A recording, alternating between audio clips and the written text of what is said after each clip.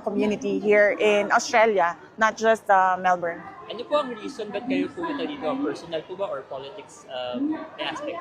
Yes, the reason why I am here is because I want to bring to the international community and talk to the Filipino community here in Australia about the International Criminal Court and the case of former President Duterte, as well as discussing what is happening in our country right now in terms of the performance of the administration of President Marcos.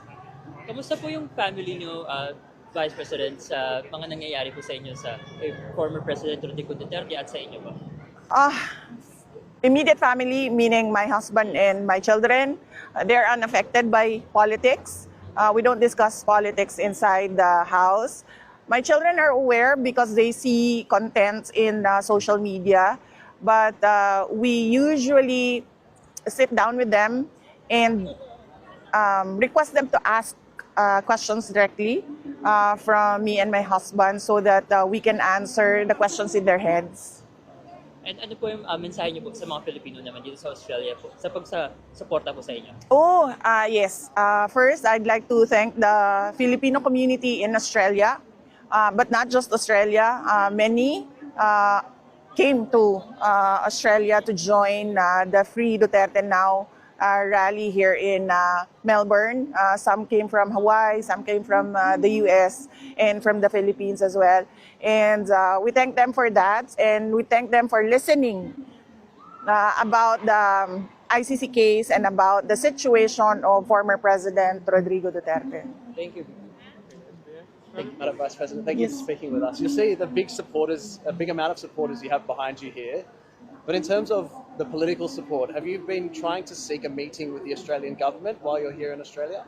Not for this visit. I've not reached out. I did reach out to Foreign Minister Penny Wong, but unfortunately she is unable to meet me on Monday. So I will not be visiting Australian government officials for this visit, but I do hope that I can meet them in my next visit in the future, inshallah. Is it a concern for you that you've come to Australia, you're here on Australian soil, and they haven't granted you a meeting? What does that mean for Australia's relationship with the Philippines? Well, it doesn't reflect, I don't think it will reflect the relationship of the Philippines and Australia. It was a very short notice. I informed her informally through a message that I am here in Australia and I am here to do a rally today, and that if she is available for a very brief, quick chat, just to say hello, because I met her in the Philippines when she visited, and just I wanted to say a friendly hello, nothing official.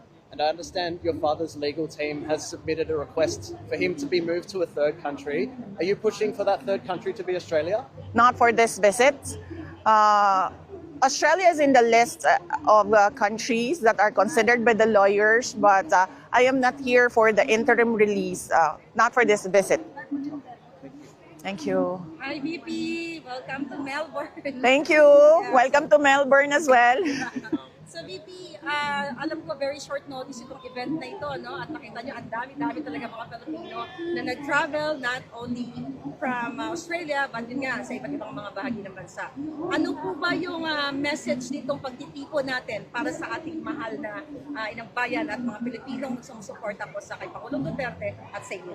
Yes, oo. As I said, I am here because of number one, the ICC, the International Criminal Court, and the case of former President Rodrigo Duterte.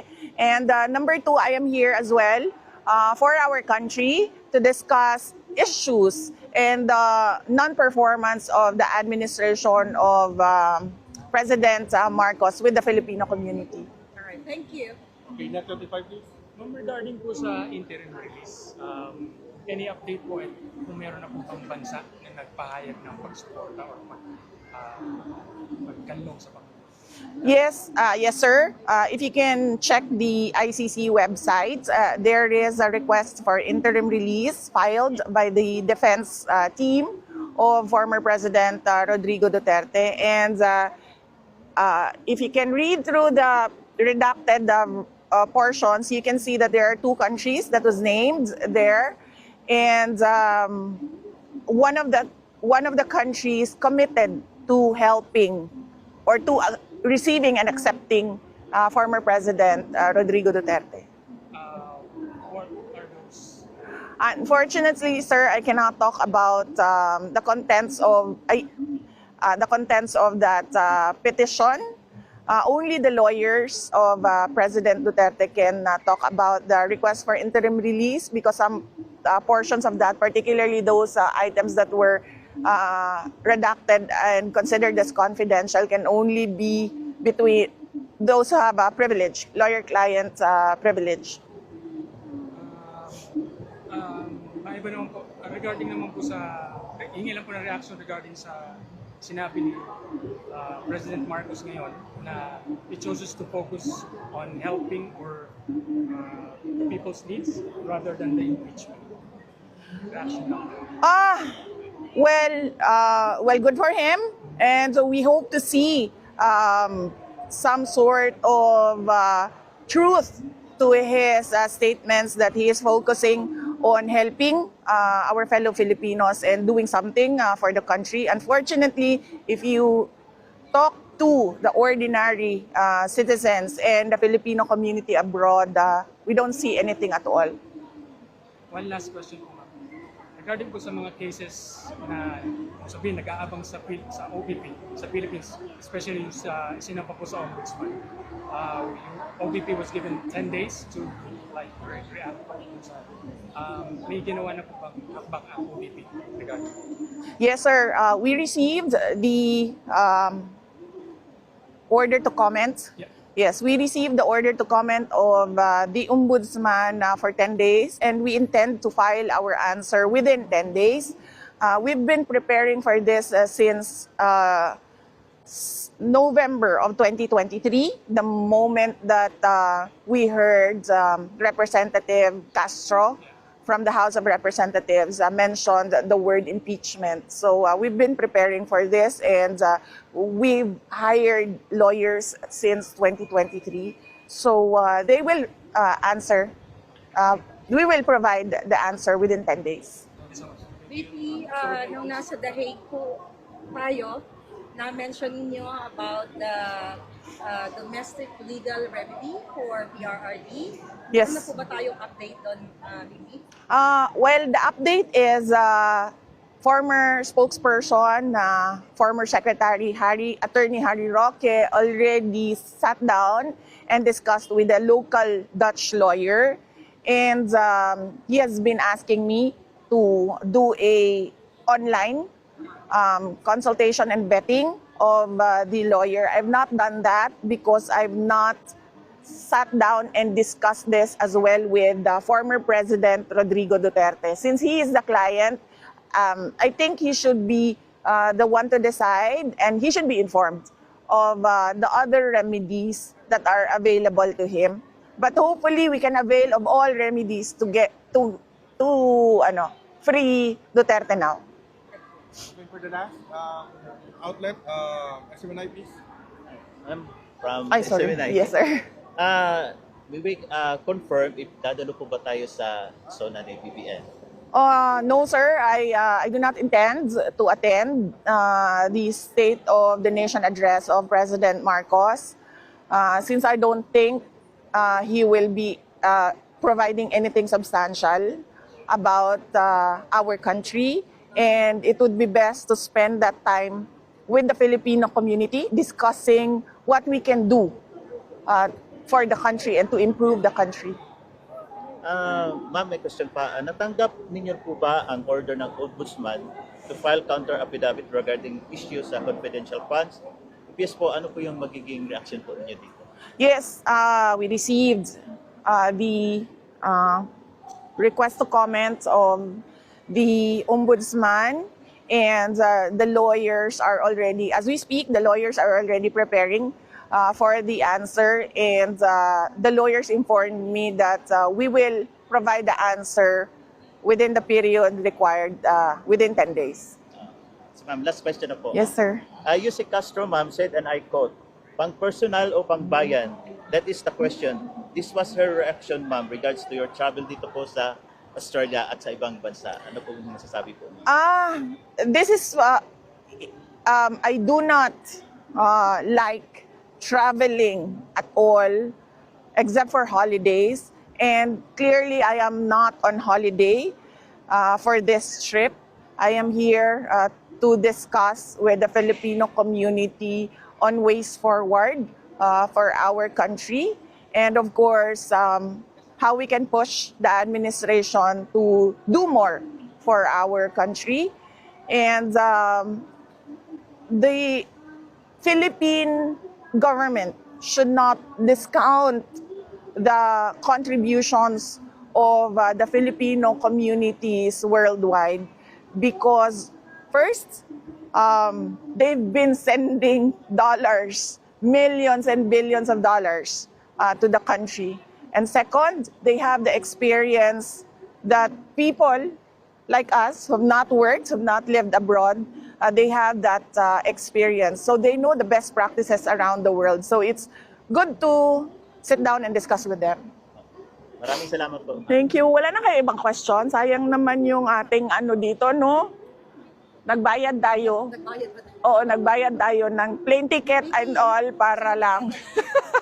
We paid for plane ticket and all. So, ask questions. Yes. Yes. May mga usap-usapan na gusto ba makakipag-reconcile ng iyong dating ka-unit team sa iyo? Yan ba ay may katotohanan?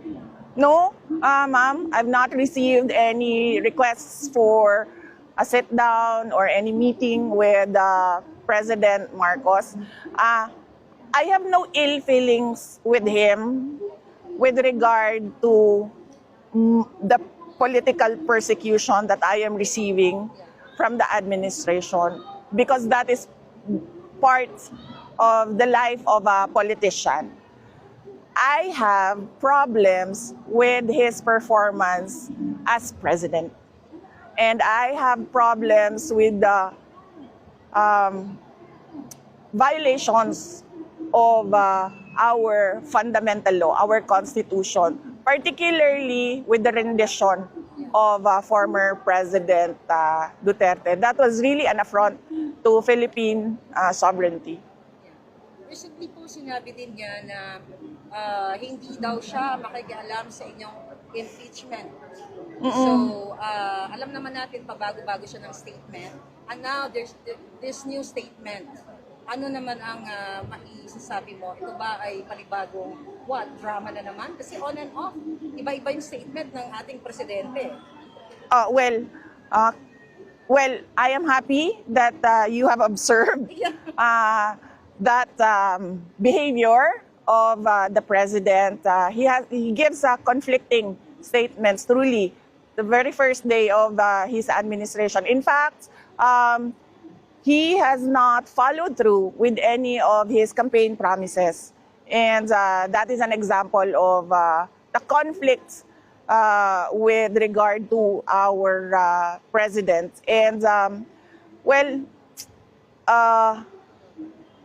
budol in English is scam, no? Yeah. Well, we're not surprised. He has the hallmark of a scammer. Vice President, what is your reaction po with the recent election that majority of the senators elected this 2025 came from your slate, from your party? Well, factually, no. For the Senate, there were three winners from the party of President Duterte, the PDP. And then there were two guest candidates of the PDP who won, so that's 5. And then there were 5 winners from the administration tickets. And then there were 2 winners coming from the Liberal Party. So I wouldn't say that it was a grand slam win for PDP, but it was good enough considering that the president, former president, was not there to campaign for his candidates. And number 2, when I came back from The Hague, there was really a very short time for me to step in and campaign for the candidates of former President Duterte. VP, I know every day meron kang calls kay Pangulong Duterte. 3 times a day. 3 times a week, ma'am. I'm sorry. Right? Yes. When was the last time po na nag-usap tayo ni PRD? Well, ma'am, unfortunately, I cannot remember the last time that we talked because when I am traveling, my line from the Philippines is turned off because I use an international roaming SIM. So he has been told by my sister that I am traveling to do the rallies around the world and to get the Filipino community to rally behind him with regard to his case in the ICC and to discuss, as I said, what is happening in our country. What was the last time na napag-usapan ninyo para i-share nyo dito sa ating mga kababayan? Yung last na nag-usap kayo, ano po yung bilin ni PRRD?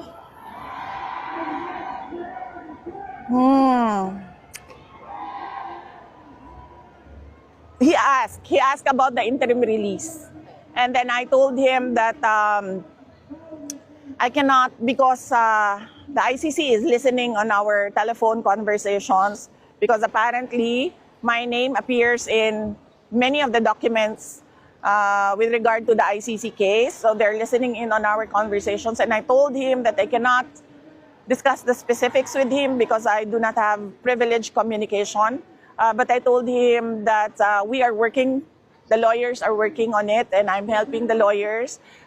All the family members are supporting the lawyers as well. What is his, regards how to is he the holding up? timeline? What is his condition physically and mentally? You haven't seen him this thin before. I don't think he's ever been this thin since maybe before his marriage. So he's thick thin because of the lack of appetite and because of the weather. It's very cold for him. He's not used to the cold. And I think it's the way that they cook the food. It's not really traditional Filipino food. But I'm happy that he gets rice every day. But yes, he's given milk as well if he doesn't have the appetite to eat. VP, with regards with the timeline sa interim release ni PRRD, based dun sa mga conversation nyo or pag-uusap ninyo ng inyong mga lawyers o mga lawyers ni Pangulong Duterte, ano pong tinitignan natin? Months, weeks? I asked the lawyers for the timeline of the interim release, and months was the answer, ma'am, not weeks. Months was the answer, but they wouldn't give a definitive timeline, but they said they're hoping to do it before September, and they're in a rush because of his age and his health condition. Yes, ma'am. What is your Last two, ha? Yan, What is yan. your message Okay. to the Filipino community now that you can see the warm welcome and support? Yes, ma'am. Opo.